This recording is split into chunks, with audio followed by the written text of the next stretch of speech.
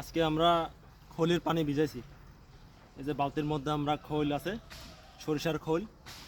সরিষার খোলটা আজকে আমরা পানিতে ভিজিয়ে 2 দিন আগে ভিজাইছি। এখন আমরা ভালো করে নাড়া দিচ্ছি পানি দিয়ে। এখন এই পানিগুলো আমরা এই যে আমাদের যে ফুল গাছ আছে, পিটুনিয়া ফুল, বাগান বিলাসের ফুল, যে কোনো ধরনের ফুলে আমরা এখন এটা গাছে প্রয়োগ করব। প্রয়োগ করলে গাছটা দ্রুত বৃদ্ধি পাবে এবং গাছের গ্রোথ খুব ভালো হবে। তো আপনাদের অনেক সময় দেখা যায় গাছের খুব গ্রোথ কমে যায়, ফুল কম হয় বা গাছ মরা মরা বা এরকম অবস্থা যদি হয়, আপনারা এই কাজটা করতে পারেন, যে খোলের পানি ভিজিয়ে খোলের পানি আপনার গাছের গোড়ায় দিতে পারেন।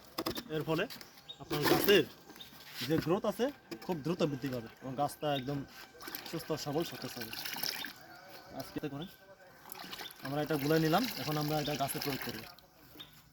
এখন গাছগুলো মরা মরা অবস্থা, যখন আমরা এখানে গাছের গোড়ায় দিব, মাত্র 3 থেকে 4 দিনের মধ্যে এটা আপনার একদম হৃষ্টপুষ্ট হয়ে যাবে, সুস্থ সবল হবে